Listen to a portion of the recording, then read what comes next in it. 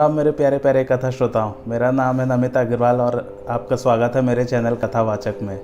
तो पिछली कथा में हमने पढ़ा था कि भरत जी ने राम जी से कह दिया था कि मैं वापस राज्य जा रहा हूँ और आप यहीं पर वन में रहिए, क्योंकि मुझे आपकी और पिताजी की आज्ञा का पालन करना पड़ेगा। यह सब देखकर इंद्र जो है खुश हो रहा था। आइए आज की कथा आरंभ करते हैं। स्त्री पुरुषों सहित दोनों समाज को ऐसे दुखी देखकर महामलिन इंद्र को बड़ी प्रसन्नता हुई। पहले तो कुबुद्धि देकर कपट इकट्ठा किया और फिर उच्चाटन करके वही सबके सिर पर दिया। देव माया ने तो सबको मोहित कर दिया, किंतु श्री राम का प्रेमी होने के कारण उनका वियोग नहीं हुआ। उच्चाटन से किसी का मन स्थिर न रहा। क्षण में घर अच्छा लगता, क्षण में वन। प्रजा के मन की गति दुविधा में पड़ गई। यह तो प्रकट ही है कि मन दो तरफा हो जाने से कहीं भी संतुष्टि नहीं मिलती और एक से दूसरा भेद नहीं कहता। फिर भरत, जनक, मुनिजन, सुमंत और ज्ञानी संतों को छोड़कर इंद्र की माया यथा योग्य सभी को व्याप्त हो गई। तब कृपा सिंधु श्री रामचंद्र जी ने देखा कि इंद्र के छल से सभी लोग दुखी हैं। सब लोग श्री राम जी को लिखित चित्र के समान देखते। श्री राम जी ने कहा, हे प्यारे भरत जी, आप धर्मधुरी को धारण करने वाले हैं और लोक तथा वेद की विधि में परम प्रवीण हैं। हे तात, मन, कर्म और वचन से विमल तुम्हारे समान तुम ही हो। ऐसी स्थिति में छोटे भाई के गुणों का कैसे वर्णन किया जाए। हे तात, पिताजी के न रहने पर हमारी बात को केवल कुलगुरु वशिष्ठ जी की कृपा ने ही सुधारी है, नहीं तो प्रजा, पूर्ववासी, कुटुंब और हमारे सहित सभी महान कष्ट पाते। माता पिता, गुरु और स्वामी की आज्ञा का पालन ही धर्म रूपी भूमि के धारण करता शेष नाग है। सो वह तुम स्वयं पालन करो और मुझसे भी पालन कराओ। हे तात, सूर्य कुल के पालक बनो।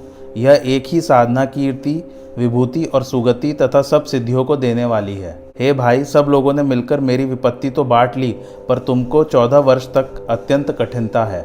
हे तात, मैं तुम्हें कोमल जानकर भी कठोर बात कहता हूँ। पूरी सभा श्री राम जी की अमृत में सनी हुई वाणी सुनकर स्नेह से समाधिस्थ हो गई। भरत जी को परम संतोष हुआ।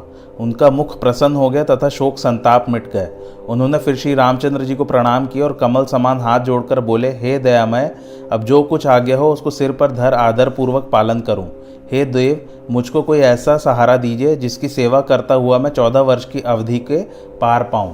हे देव, मैं गुरुजी की आज्ञा से आपका अभिषेक करने के लिए सब तीर्थों का जल लाया हूँ, उसके लिए आपकी क्या आज्ञा है।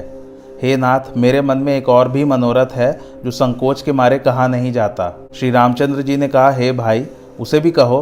तब भरत जी स्नेह भरी वाणी में बोले, चित्रकूट में मुनिजनों के पवित्र आश्रम है, जहाँ तीर्थ, खग, मृग, सरोवर, नदी, वन, झरने तथा पहाड़ों के समूह हैं। वह भूमि प्रभु के चरण कमलों से अंकित है। यदि आज्ञा हो तो मैं देख आऊं। श्री रामचंद्र जी ने कहा, अवश्य। आप अत्रि जी की आज्ञा को मस्तक पर चढ़ाकर निसंदेह वन में विचरण करो। हे भाई, मुनि के प्रसाद से वन पावन, कल्याणकारी और परम सुहावन है। वे ऋषि श्रेष्ठ जिस स्थान में आज्ञा दे, तीर्थों के इस जल को वहीं स्थापित कर देना। श्री राम जी के इस वचन से भरत जी ने परम सुख पाया और वे मुनि अत्रि के चरण कमलों में सिर झुका दिए। इस प्रकार श्री रामचंद्र जी और भरत जी का सर्व सुमंगल मूल संवाद सुनकर दोनों समाज की मन में हर्ष विषाद हुआ। तब अत्रि मुनि ने भरत जी से कहा कि उस पर्वत के समीप एक कुआं है, वहां यह पवित्र, निर्मल और अमृत सदृश अनुपम तीर्थों का जल रख दीजिए। तब अत्रि जी की आज्ञा पाकर भरत जी सब जल के पात्र वहां लिवा ले चले। फिर स्वयं शत्रुघ्न, साधु तथा अत्रि जी के सहित उस अगाध कुएं के पास गए। जब भरत जी ने उस पवित्र जल को पवित्र स्थान में स्थापित कर दिया, तब अत्रि ने प्रेम से इस प्रकार कहा, हे तात, यह सिद्ध स्थान अनादिकाल से चला आता है, किंतु कालक्रम से लुप्त हो गया था और किसी को मालूम नहीं है। अब इसे लोग भरत कूप कहेंगे, जो अनेक तीर्थों के मिलने से परम पावन तीर्थ हो गया है। जो प्राणी इसमें प्रेम सहित नियम के स्नान करेंगे वे कर्म मन तथा वाणी से विमल हो जाएंगे। इस प्रकार वापस लौटकर अत्रि जी ने श्री रामचंद्र जी को उस तीर्थ का पुण्य प्रभाव सुनाया। इस प्रकार रात्रि बीत गई और प्रातःकाल होते ही दोनों भाई शत्रुघ्न भरत नित्य कर्म कर पैदल ही वन में घूमने को चले। भरत जी का स्वभाव स्नेह और सेवा देखकर वन देवता प्रसन्न होकर आशीर्वाद देते। भरत जी ने 5 दिन में संपूर्ण स्थल और तीर्थ देख लिए। प्रातःकाल स्नान करके सब समाज एकत्रित हुआ। भरत जी, ब्राह्मण मंडली और राजा जनक आए। श्री राम जी सभी को सभा में देख सकुचा गए।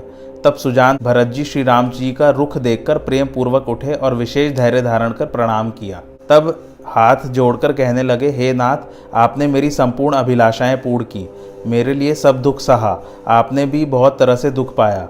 हे स्वामी, अब मुझे आज्ञा दीजिए कि अवधि भर जाकर अयोध्या की सेवा करूं। हे दया निधान, अब वह उपाय बताइए जिससे यह दास अवधि तक जीवित रहकर आपके चरणों को पुनः देखे। आपके बिना परम पद का लाभ अच्छा नहीं है। तब भाई भरत के ऐसे दीन एवं छलहीन वचन को सुनकर दीन बंधु प्रवीण श्री रामचंद्र जी देश काल और समय के अनुसार यह वचन बोले, हे तात, मेरा और तुम्हारा परम पुरुषार्थ, स्वार्थ, सुयश, धर्म और परमार्थ इसी में है कि दोनों भाई पिता की आज्ञा का पालन करें, जिससे लोक में भी भला, वेद में भी भला और इसी में राजा की भी भलाई है।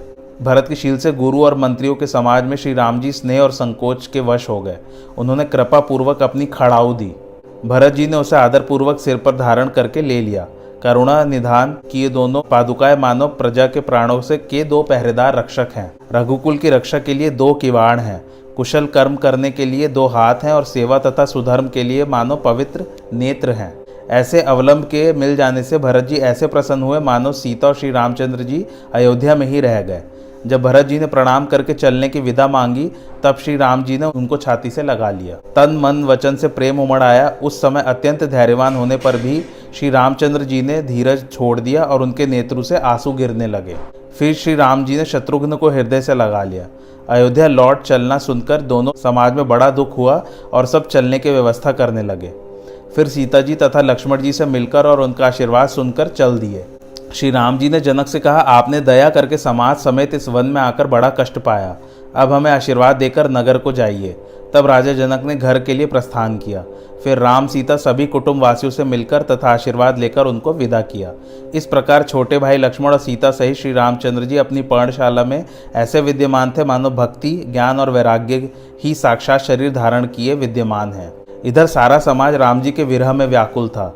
प्रभु के गुणों का स्मरण करते हुए सब लोग चुपचाप चले आते थे। अयोध्या पहुंचकर जनक जी ने 4 दिन वहां रहकर सब राजकाज संभाला।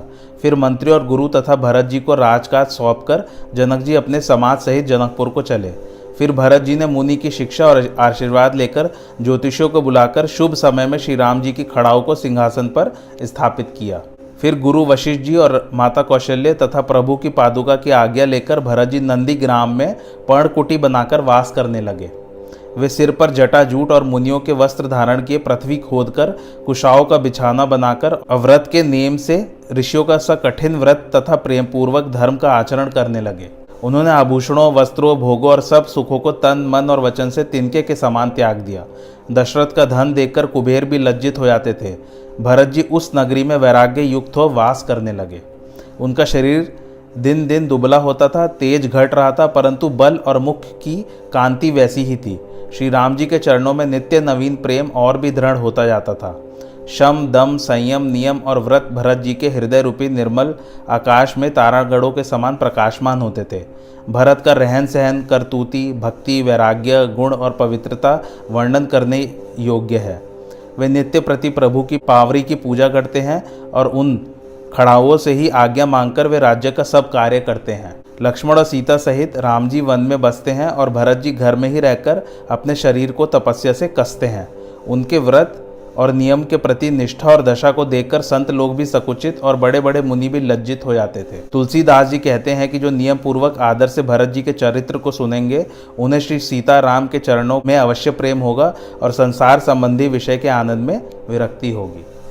तो मित्रों, अयोध्या कांड जो है आज समाप्त होता है। अगला कांड जो हम शुरू करेंगे वो होगा अरण्य कांड अगले एपिसोड से। आपका बहुत बहुत धन्यवाद इस एपिसोड को सुनने के लिए। प्लीज़ मेरे चैनल कथावाचक को लाइक, शेयर और सब्सक्राइब ज़रूर कीजिए। Thanks for watching. धन्यवाद।